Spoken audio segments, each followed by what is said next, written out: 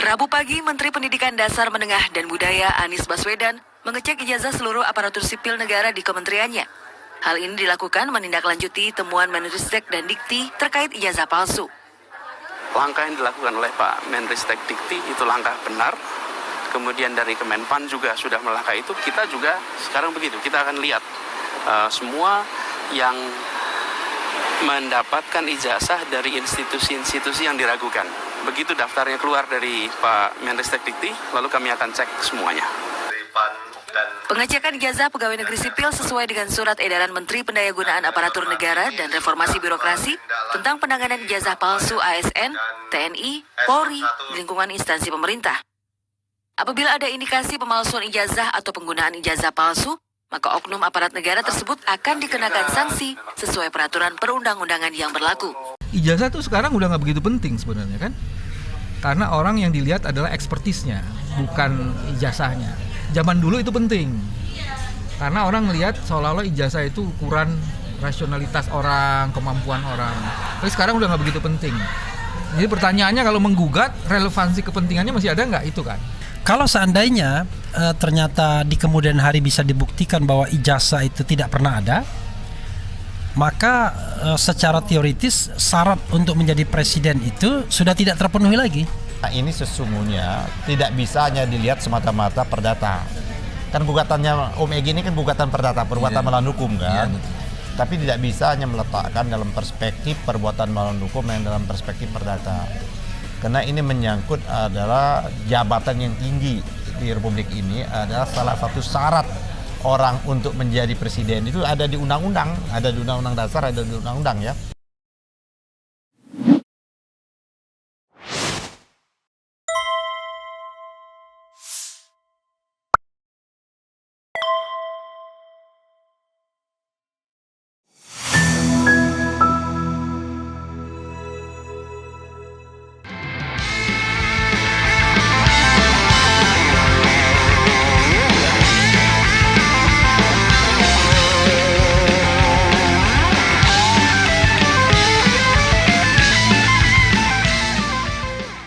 Assalamualaikum warahmatullahi wabarakatuh.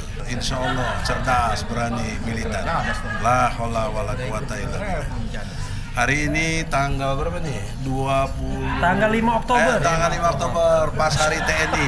Abri. Di sebelah kiri saya Bung Refli Harun. Ceren, cerdas. Assalamualaikum warahmatullahi wabarakatuh. Sebelah kiri saya sini Bambang Wijoyanto, mantan KPK. Assalamualaikum. Waalaikumsalam. Sebelah kiri saya Ahmad Yani, Ketua Umum Masyumi. Bismillahirrahmanirrahim. Assalamualaikum, Om Egy Sujana. Allah. Singkat cerita, mulai dari Mas Bambang, kita ini tanggal 9 perdana sidangnya tentang ijazah palsu. Tunggu.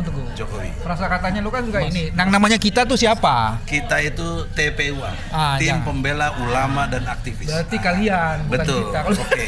TPUA, Tim Pembela Ulama dan Aktivis, mengajukan gugatan. Nah, dapat panggilan sudah tanggal 9 untuk sidang pertama mengenai ijazah palsu. Poin pentingnya adalah ada dua. Yang pertama, bukti-bukti itu waktu awal Pak Bung Refli ikuti sekali, kita tidak punya. Kemudian kita cabut. Ada persoalan kalau dicabut, kenapa itu apa ditekan atau strategi attack? Saya jawab strategi attack karena nanti suatu saat saya gugat lagi. Sekarang saya gugat lagi, membuktikan itu dulu kita cabut tuh karena serangan balik aja. Karena kalau kita paksakan, alat bukti nggak ada, saksi nggak ada, karena Bambang Tri ditangkap. Nah, maka itu berubah menjadi peristiwa pidana dan sudah disidangkan sampai tingkat pengadilan tinggi.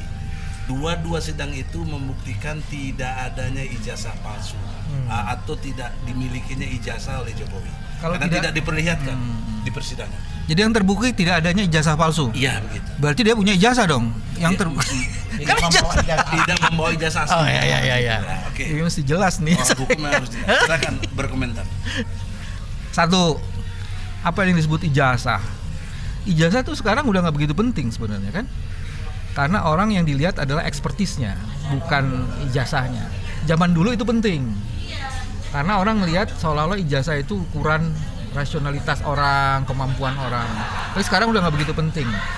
Jadi pertanyaannya kalau menggugat, relevansi kepentingannya masih ada nggak? Itu kan. Itu satu. Tapi yang kedua yang saya tahu, dasar gugatan itu bukan soal kepentingan itunya. Semua syarat untuk menjadi pejabat negara itu, lo bisa tebak nih arah gugatan ini. Itu memerlukan alat konfirmasi, bukan hanya bukti diri berupa KTP, tapi juga sejauh mana jenjang pendidikannya. Karena itu dijadikan syarat kan. Itu kan syarat menjadi pejabat negara biasanya kan jenjang pendidikan kan. Yeah. Nah itu artinya sebenarnya gugatan ini sasarannya ingin mendorong ya, apakah jabatan-jabatan yang diemban seseorang yang ijazahnya dipersoalkan itu justified atau tidak. Dan itu artinya ujungnya legalitasnya punya apa enggak. Dan itu bisa mendekonstruksi seluruh periode kepemimpinan seseorang yang ijazahnya Diduga palsu. Begitu kan kira-kira ujungnya? Betul. Terus apa yang ending yang di kok endingnya menurut versi Anda? Saya pikir ini kesempatan emas bagi pengadilan untuk membuktikan sebenarnya apakah memang ijazah itu ada atau tidak. Iya betul. Satu itu. Kalau udah ada baru kemudian kan pertanyaannya palsu atau tidak sangat tergantung dari ada tidaknya ijazah gitu. Kalau nggak ada ijazah, terus kita mau bilang palsu aja bukan palsu, emang nggak punya ijazah. Tapi sampai detik ini sudah 30 orang saksi. 3 dari kita ahli, satunya Rocky Gerung, Profesor Aceng, sama Dr. Taufik, ahli pidana. Dari mereka 27 orang. 5 ahli, selebihnya biasa, teman SD, teman SMP. Sobat Egi, pertanyaan sederhana. Kalau ahli kan ngomong soal pendapat keahliannya. Ijazah itu ngomong soal peristiwa, Bos. Betul. Ini ada nggak nih barang itu? Makanya saya bagi-bagi. Ada yang ahli, ada yang fakta. Nah, fakta menunjukkan tidak ada yang pernah lihat ijazah aslinya. Tidak ada yang pernah. Satupun dari SD, SMP, SMA. Ya. Ini yang menarik sebenarnya gini. Kan kalau alul azas di hukum perdata tuh kan gini, siapa mendalilkan dia membuktikan. Itu perdata. Iya. Ini pidana, Bos, yang di Solo. Enggak. Kalau gugatan lu sekarang lu jangan bilang. Iya. Gugatan lu kan perdata. Maka saya ingin buktikannya hasil dari sidang perdata pidana. Orang itu kena nggak dihukum nggak Bambang Tri? Dihukum 4 tahun. Oke. Kalau begitu 6 tahun. Ini ya memaksakan narasumber yang nggak ngikutin kasus. Nggak apa-apa. Ini disinilah objektivitasnya. Ini objektif Bang, nggak apa-apa Bang. Saya menduga sebenarnya argumen yang mau dibangun oleh Egy itu adalah satu. Ini siapa dulu orangnya, kita membahas diskusi siapa ini orang Siapa? ini? Lu yang lu gugat siapa? Jokowi lah. Oh Jokowi presiden sekarang. Iya. Oh harus jelas dong namanya. Saya dulu, karena saya ngikutin kasusnya. Oke. Saya tutup ini kan udah mau jalan. Jadi gini Bos. Jadi dalam pandangan saya Egy dengan sangat cerdas mau menggunakan proses pidana itu untuk membuktikan dalilnya, ya kan? Dan yang mau dipakai itu adalah keterangan saksi di muka persidangan. Fakta-fakta persidangan pidana. Fakta persidangan. Betul. Di bawah sumpah. Ya, di bawah sumpah. Ya kan? Nah, kalau ini bisa dipakai dan diakui, maka itu menjadi menarik. Tapi lagi-lagi sebenarnya ini bukan soal kecerdasan hakim. Mau nggak hakim memeriksa itu? Iya. Itu aja sih sebenarnya. Egy, terima kasih ya. Selamat berjuang. Sukses untuk di tempat kerjanya. Aku kasih ke siapa nih? Mas Bambang mau pergi, kita persilakan. Coba. Assalamualaikum warahmatullahi wabarakatuh. Waalaikumsalam warahmatullahi wabarakatuh. Mas Refli yang dimuliakan Allah. Amin ya rabbal alamin. Seriusnya ada 2. Yang pertama, bahwa ijazah itu walaupun Enggak, saya sudah tahu kasusnya. Maksud saya pertanyaannya apa? Pertanyaannya langsung ya. Ya. Apakah konstruk di hukum pidana yang 30 orang saksi sudah disaksikan tidak pernah lihat ijazah aslinya Jokowi? Bisakah kita pakai nanti di pengadilan negeri Jakarta Pusat yang sifatnya perdata sebagai alat bukti? Oke. Untuk dipersaksikan sebagai bukti memang Jokowi tidak punya ijazah asli. Itu pertanyaan pertama dulu. Oke, saya menjawabnya dari sudut hukum tata negara ya. Kenapa hal ini penting? Karena presiden itu adalah jabatan terpenting dalam sistem pemerintahan presidensial. Karena itu tidak boleh ada keraguan-raguan terhadap dasar legitimasi seorang presiden dipilih kemudian dilantik sebagai presiden. Kita tahu bahwa ijazah ijazah yang dipersoalkan kan ijazah S1, ijazah SMA juga ya? Iya. Nah, sampai SD itu adalah persyaratan untuk menjadi calon presiden. Dan kita tahu persyaratannya itu ijazah SD, SMP sampai SMA. Yeah. Kalau S1 itu bukan wajib. Yeah. Kalau seandainya ternyata di kemudian hari bisa dibuktikan bahwa ijazah itu tidak pernah ada, maka secara teoritis syarat untuk menjadi presiden itu sudah tidak terpenuhi lagi. Sehingga bisa dikatakan batal demi hukum. Gini, karena ini hukum tata negara, bukan ranah hukum lain, batal demi hukum kan harus ditindaklanjuti dengan proses impeachment, proses pemberhentian. Tapi yang paling bagus adalah memang mengundurkan diri paling cepat. Tidak ada proses lain, kan mengundurkan diri malam ini juga bisa dan lain sebagainya. Nah, sehingga pengadilan ini menurut saya mudah-mudahan mampu membuktikan sangka yang belum terjawab juga ketika Bambang Tri dan Gus Nur, jangan lupa ada Gus Nur, ada Bambang Tri, dihukum berdasarkan dianggap menyebarkan berita bohong karena mereka kan Gus Nur dan Bambang Tri melakukan sumpah mubahalah. Bambang Tri membuat karya tulis dan dalam karya tulis yang saya baca itu mengatakan ijazah Jokowi ya dua ya, Jokowi Undercover 2 mengatakan bahwa ijazahnya itu tidak ada ya, ijazahnya itu palsu dengan berbagai versi kata-kata ya, betul. Lalu dipanggil dalam podcast Gus Nur, lalu Gus Nur menantang untuk sumpah mubahalah, Bambang Tri bersedia. Tapi akhirnya dua orang tersebut dianggap menyebarkan berita bohong. Sebenarnya konstruksinya itu kan berita bohong soal ijazah Presiden Jokowi. Nah, dalam sidang yang saya ikuti secara intens, tidak ada satupun memang saksi yang melihat ijazah asli tersebut. Maka kan secara secara penafsiran terbalik ya, kontradiksio ya, harusnya kan apa yang dikatakan Bambang Tri atau yang dituliskan Bambang Tri yang kemudian diperkuat dengan mubahalah itu paling tidak belum bisa dibantah, tak terbantahkan. Sehingga sebenarnya harusnya kan tidak ada dasar untuk menghukum baik Bambang Tri maupun Gus Nur. Oke, tetapi permasalahannya adalah kita tidak tahu kenapa beliau tetap dihukum, dan saya baca terakhir sudah sampai tingkat Mahkamah Agung hukumannya ini. Sekarang dan Mahkamah Agung ditolak. Iya. Kasasinya, Pak. Iya, kasasinya. Iya, sudah inkra dan 6 tahun, 6 tahun atau 4 tahun? 4 tahun. Jadi 4 tahun itu sudah inkra. Jadi dari 6 tahun ke 4 tahun dikurangi ya. Nah, sudah inkra 4 tahun. Tapi itu kan menurut saya hukuman yang berat sekali bagi seorang warga negara yang sebenarnya cuma membuat karya ilmiah saja. Pertanyaannya adalah sekarang apa gunanya gugatan perdata ini, perbuatan melawan hukum? Gunanya menurut saya adalah kembali menjadi medan ajang untuk membuktikan apakah ijazah itu ada atau tidak. Nah, tentu fakta-fakta yang bisa dikemukakan mudah-mudahan bisa diterima oleh hakim adalah apa yang tersaji di persidangan pidananya ya, walaupun ujungnya dihukum, tetapi fakta persidangan tidak pernah membuktikan adanya ijazah itu. Apakah jadi bisa itu jadi alat bukti? Saya kira karena ini merupakan sebuah apa istilahnya ya, sebuah pencarian kebenaran substantif, harusnya hakim mau menerima dong. Kebenaran material. Iya, kebenaran material, ya kan?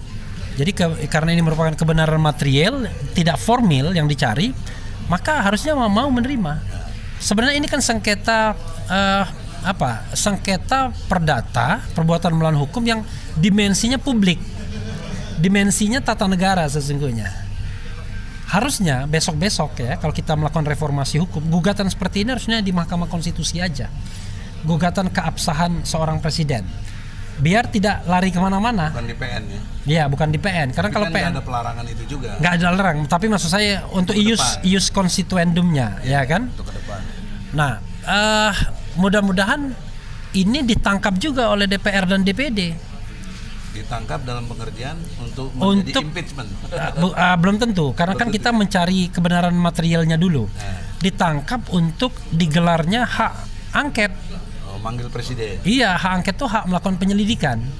Seharusnya ini menjadi hak bertanya juga bisa. Kalau bertanya saya kira nggak perlu lagi ya, karena ini kan sudah hak angket langsung melakukan penyelidikan buat tim angket ya, pansus ya kan, pansus angket, dan melakukan penyelidikan terhadap kasus ini. Dan ini so easy, mudah sekali membuktikannya. Kenapa diangkat menjadi pansus angket?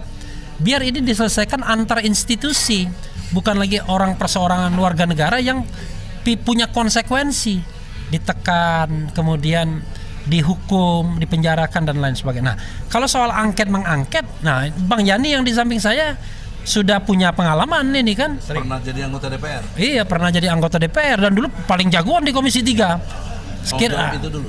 Jawablah. Sama-sama kita galau. Jadi gitu.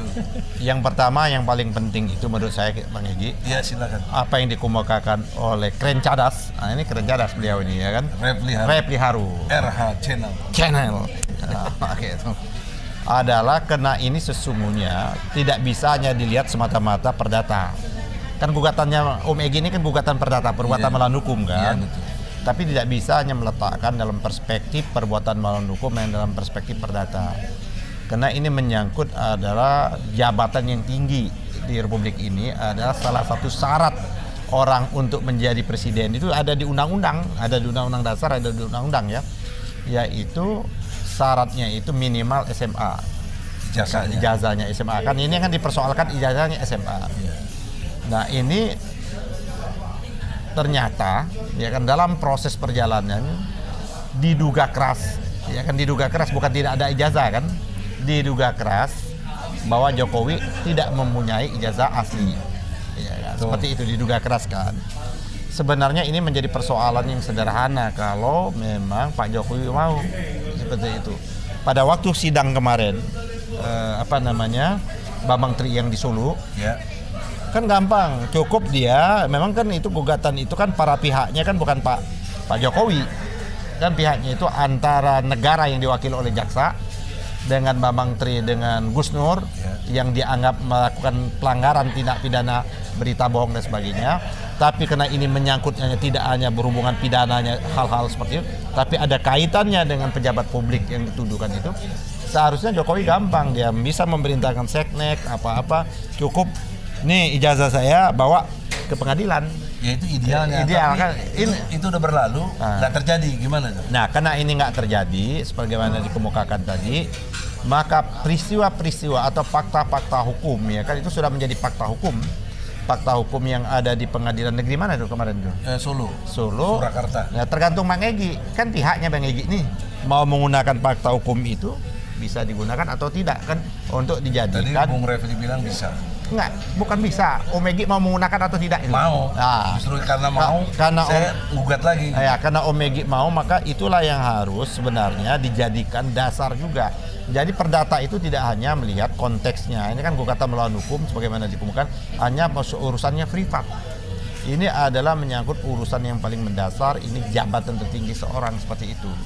Nah, jadi menurut saya silakan nanti kan Bang Egy membawa bukti. Karena yang digugat ini langsung adresnya Pak Jokowi juga, ya kan. Walaupun dengan dalil itu kan bisa kita kesampingkan siapa yang mendalilkan dia membuktikan, maka Pak Jokowi lebih gampang juga karena dia pihak yang terkait dalam perkara ini, maka dia membuktikan. Satu sisi Bang Egy membuktikan bahwa dia bisa membuktikan bahwa dia ada punya dengan membawa. Sekarang ada proses pembuktian. Tapi pertanyaan seriusnya gini, Bung Yani. Selama ini tentang ijazah palsunya diduga Jokowi ini nggak pernah komentar sedikit pun, nggak ada komentar. Kan sebenarnya cicing wae cek sono. Ya itu makanya itulah yang membuat orang menjadi tanda tanya. Jadi jangan salahkan publik, jangan salahkan rakyat kalau akhirnya mengaminin apa yang diomongin oleh Bambang sama Gus Nur gitu loh, karena dia tidak memberikan respon.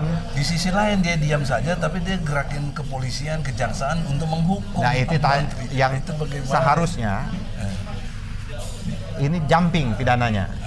Seharusnya dibuktikan dulu ini proses perdatanya, proses ininya dibuktikan. Kalau memang ternyata dapat membuktikan, baru dikatakan berita bohong. Jadi bagaimana ada berita bohong tapi yang aslinya nggak ada, gimana seperti itu? Nah gini, waktu konstruksi yang pertama, Bung Refli juga yang bahkan sedikit meragukan saya, ini kenapa dicabut?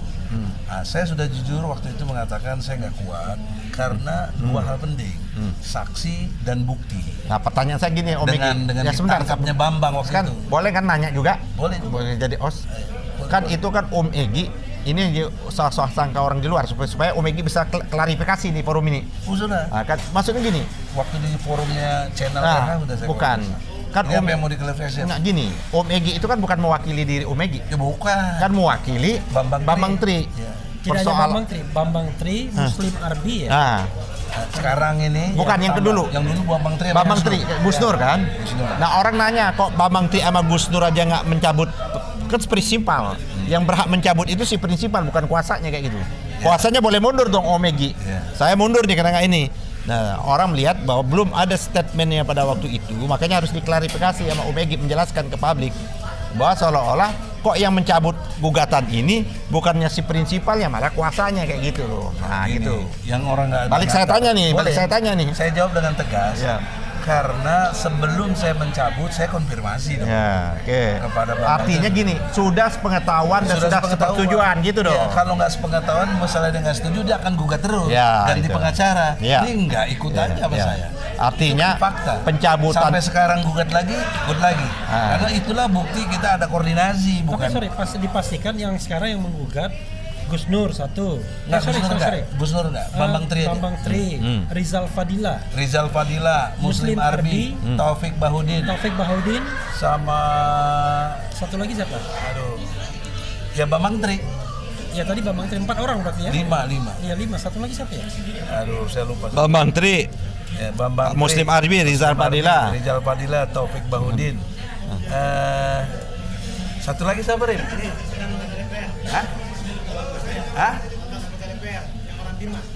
Oh, Hatta Taliwa. Jadi 5 orang yang menggugat. Ya gitu. Jadi sekarang tambahannya itu. Sehingga apa yang dituduhkan dalam tanda kutip macam-macam, insya Allah udah nggak ada itu. Artinya ini kan tanya sama beliau nih, kan beliau ini ahli tata negara. Itu udah ketemu. Bukan implikasi. Ya kan implikasi tadi kan beliau kan menyatakan sekarang angket. Pertanyaan yang kedua. Ya, angket kan. Angket misalnya asumsi dilaksanakan atau tidak dilaksanakan. Implikasi hukumnya kan udah terbukti nih nggak ada ijazahnya. Bagaimana pendekatan hukum tata negara menjawab ini? Jadi hukum dimanapun ya itu tidak hanya dibuat tapi juga ditaati. Makanya orang bicara yang namanya law enforcement, penegakan hukum. Kalau kita lihat kasus ini, ada berbagai hal yang bisa kita lihat untuk mengatakan proses impeachment harus dilakukan kalau seandainya terbukti ijazah palsu. Pertama adalah karena dia tidak lagi memenuhi syarat. Sebelumnya pasal 7B Undang-Undang Dasar 1945 itu mengatakan, pasal 7 ya, 7. bahwa syarat untuk pemberhentian itu 7A dulu, pasal 7 ya, pasal 7 itu syarat untuk memberhentikan itu ada tidak lagi memenuhi syarat, ya, melakukan perbuatan tercela, ya, atau melakukan pelanggaran hukum berupa pengkhianatan terhadap negara, kemudian suap, korupsi, tindak pidana berat lainnya, atau melakukan perbuatan tercela atau tidak lagi memenuhi syarat sebagai presiden atau wakil presiden. Maka tidak memenuhi syarat ya. Maka di situ itu ada 3 klaster. 1 pelanggaran hukum berat, 2 perbuatan tercela, dan 3 tidak lagi memenuhi syarat. Itu bisa masuk semua. Tergantung apakah itu, misalnya kalau pelanggaran hukum berat, apakah itu ancamannya 5 tahun atau lebih. Kalau pemalsuan dokumen itu 5 tahun. 6 tahun. Berarti Pasal masuk. 263. Oke, berarti masuk. Nah, bukan 263, dia 266 dong. That's oke. Berarti masuk. Ya kan? Dari pemalsuan dokumen. Kemudian perbuatan tercela bisa dikonstruksikan, masa itu tidak tercela? Tidak jujur, ya kan? bohong. Masuk juga konstruksi itu.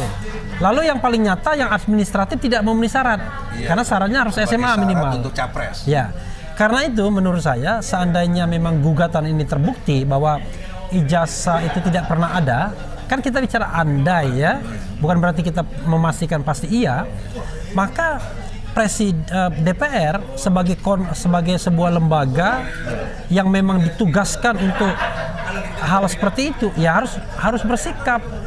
Bahkan menurut saya tidak perlu lagi dilakukan hak angket. Iya, langsung. Langsung saja hak menyatakan pendapat. Ya. Hak angket itu kan baru menyelidiki. Iya, ini kan sudah putusan. Saya juga bingung tadi, nggak usah penyelidikan, orang sudah diadili. Oh bukan, nggak bisa. Bukan ini faktanya Ini nanti. sekarang. Ya. Kalau sekarang, Oke. maksud saya along with bisa disambut oleh DPR. Tapi kan lihat referensi yang lalu.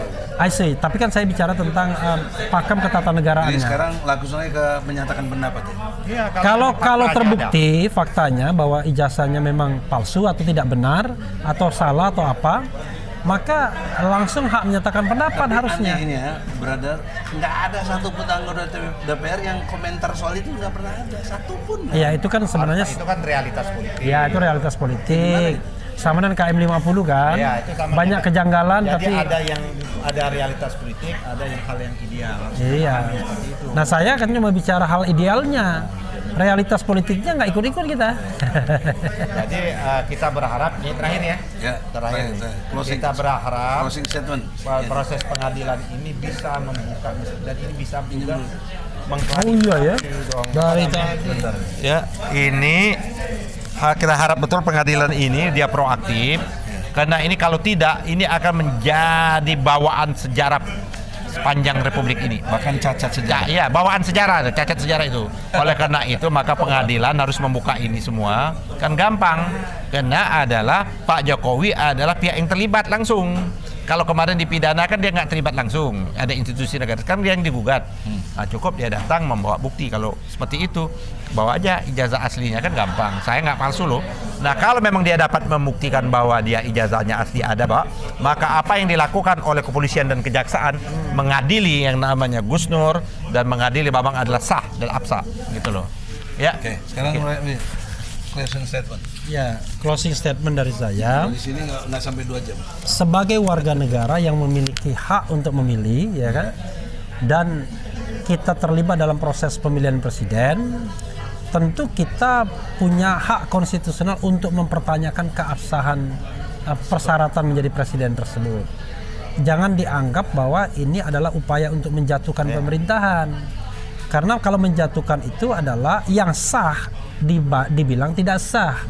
Tapi kita justru ingin menegakkan bahwa yang sah adalah sah, yang tidak sah tidak sah. Jangan dibalik-balik. Kalau memang ijazahnya sah, case close, selesai. Asal dengan peradilan yang fair.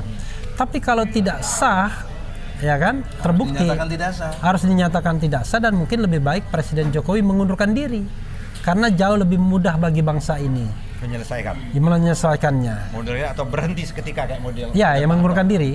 Karena kalau misalnya pakai proses impeachment lagi, Sama. nanti khawatir ada proses politisasi yang justru menghindari fakta yang ada. Faktanya A, proses politiknya B. Jadi kacau jadinya. Tapi kalau tidak terbukti ya sudah, case close. Oke. Demikian saudara-saudara, nggak perlu disimpulkan karena 2 pakar ini sudah dengan sendirinya menyimpulkan. Kita lihat nanti tanggal 9 Oktober 2023 sidang perdana di Pengadilan Negeri Jakarta Pusat mulai jam 10 pagi. Insya Allah Egy Sujana Channel, cerdas, berani, militan. Assalamualaikum warahmatullahi wabarakatuh. Waalaikumsalam warahmatullahi wabarakatuh.